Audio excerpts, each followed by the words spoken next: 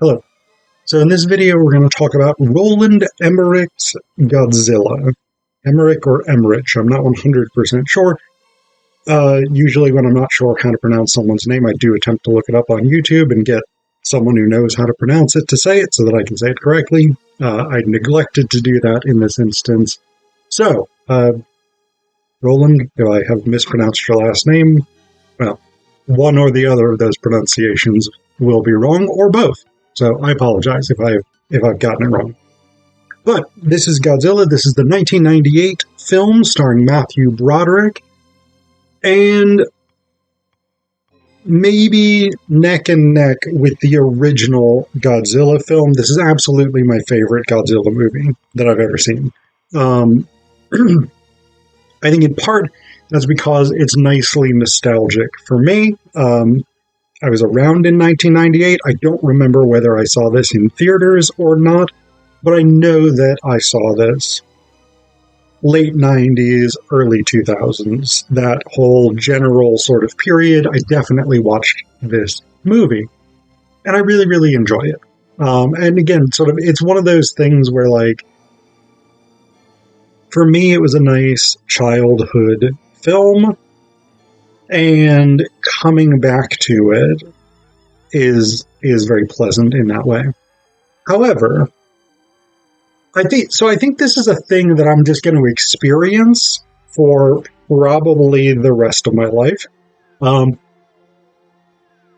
Especially movies made before 2020, disaster movies made before 2020. I think I'm probably always going to have that sort of question. How does the behavior of the people in this film stack up against what we saw during COVID? And so that was something that I was reflecting on with this film.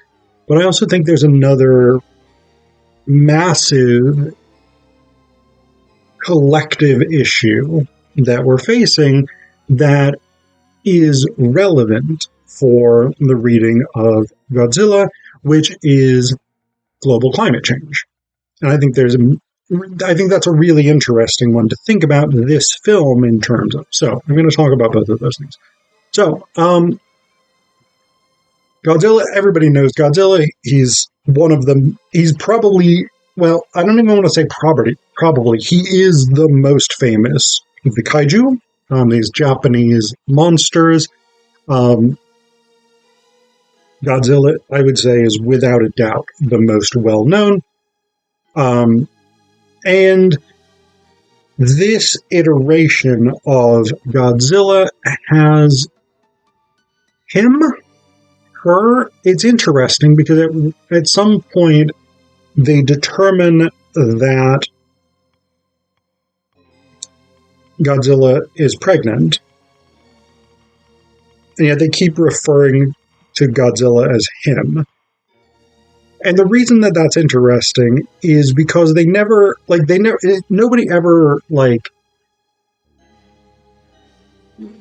checks Godzilla's genitals or does any sort of, chromosomal analysis or anything that you would normally do to determine the sex of a living creature, a biological organism, right? They just sort of presume that Godzilla is a he and keep using the male pronoun. Even though Godzilla lays eggs, seemingly this is a species that reproduces asexually, which is striking because I don't think that's true of Komodo dragons, but the origin story for Godzilla in this film is Komodo dragons, or something similar, some sort of large iguanas or whatever it is. I don't know for sure. I'm not a reptile specialist. But these large reptiles living on French Polynesia are dosed with massive amounts of radiation repeatedly during the period of French nuclear testing in the 50s, 60s, 70s. I don't know exactly when it stretched. But Godzilla is a mutated aberration. gigantic in size, and strikingly enough, actually sort of varying in size depending on what exactly they need Godzilla to do for that particular moment. But that's fine for what it is. So this is the theory of Dr. Nick Tatopoulos, or Nico Tatopoulos, who's our protagonist, again played by Matthew Broderick, who I quite like as an actor. He is an employee of the Nuclear Regulatory Commission who studies the impacts of radiation on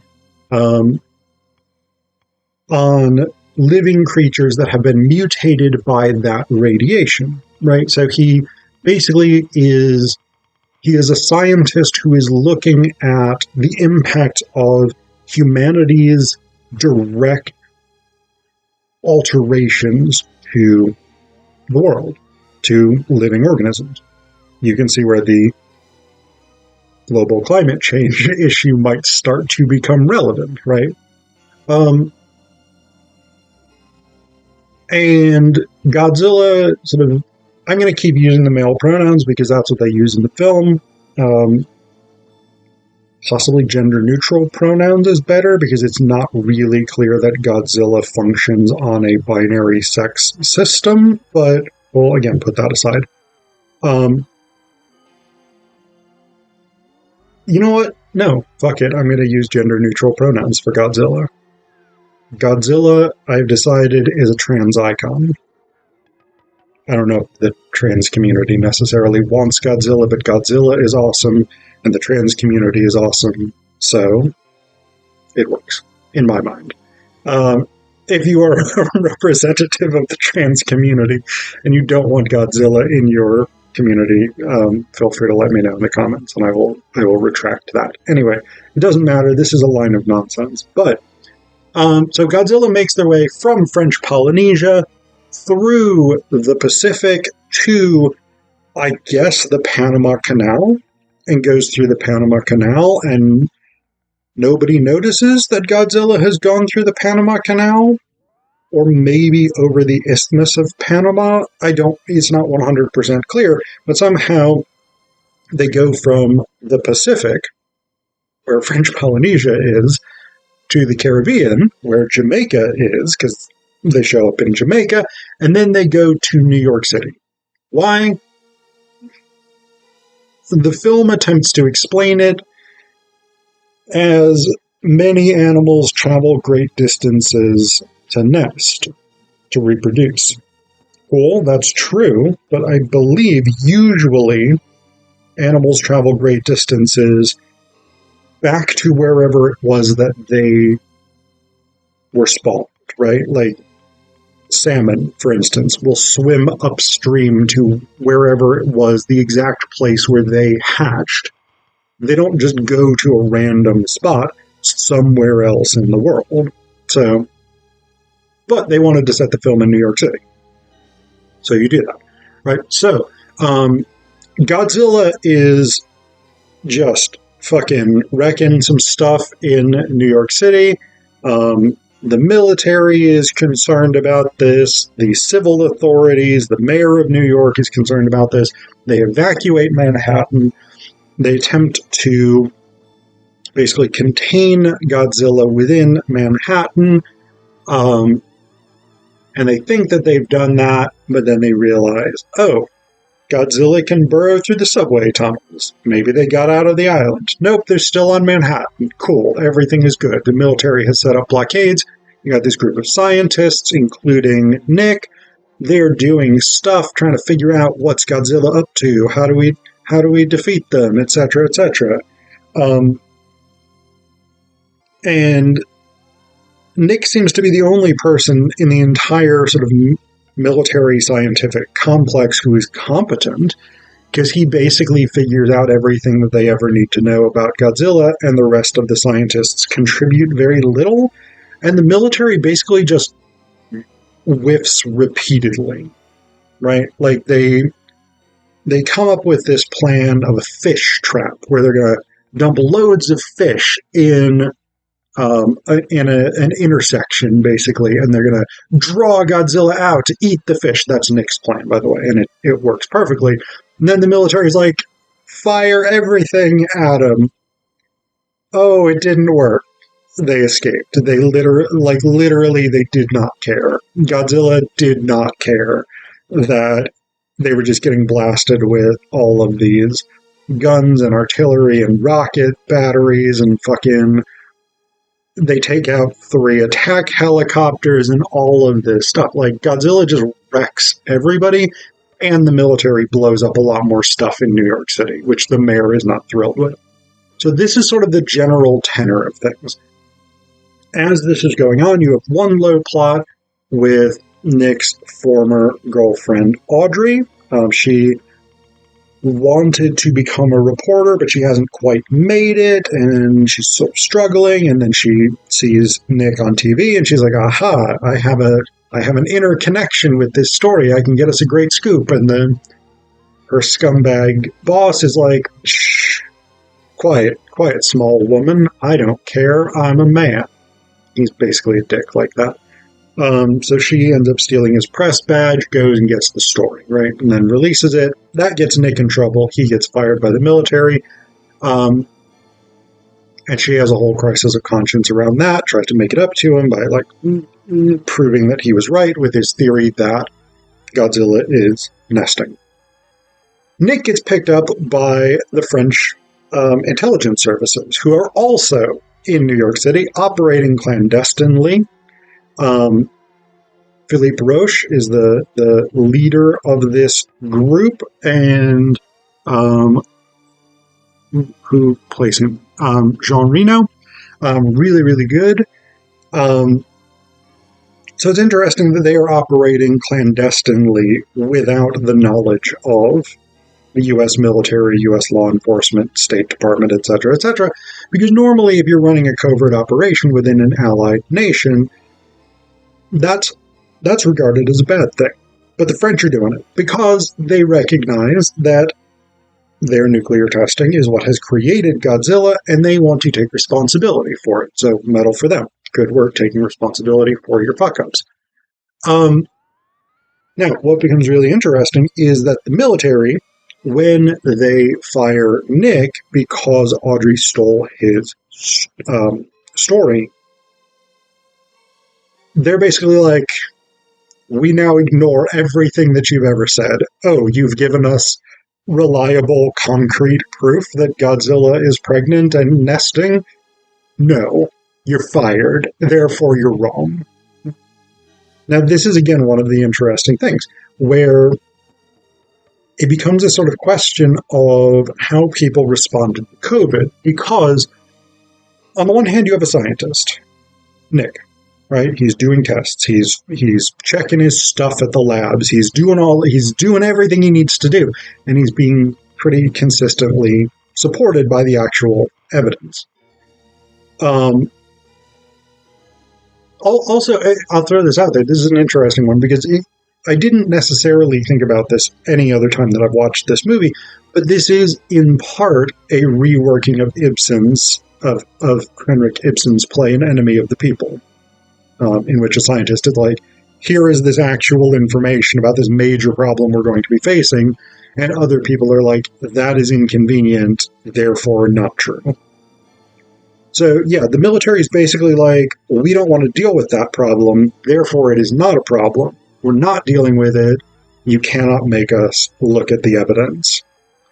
Now, this is the interesting thing in terms of COVID, because the I did my own research crowd tended to see themselves, I think, as Nick Tatopoulos in this, as the scientist doing real science and standing up to the institutional infrastructure that's lying, manipulating, distorting, whatever it is.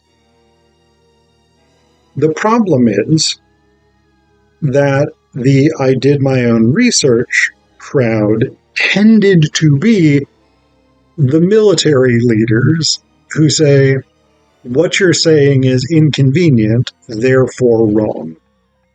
I am not looking at actual evidence. I'm not doing scientific testing. I'm not looking at objective reality. I'm reacting subjectively because my emotions tell me that this thing is bad. The military general who fires Nick does not do so because Nick has proven unreliable or his information is bad or even that the evidence he's presented is in question. He does so because he is angry that Audrey stole this classified tape from Nick and reported on their conversation. In fairness, he should not have been having a conversation with a member of the press, regardless of the fact that she's the great love of his life, etc., etc. That's fair.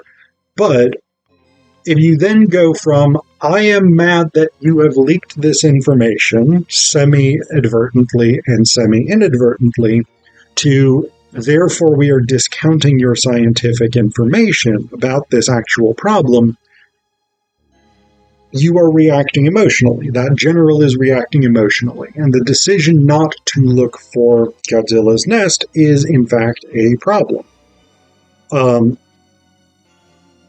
And so this is part of the thing, right? Is the opposition to the best COVID protection measures available at the time was pretty much always rooted in, this is unpleasant, I am unhappy with this, I don't like it, therefore it is not real.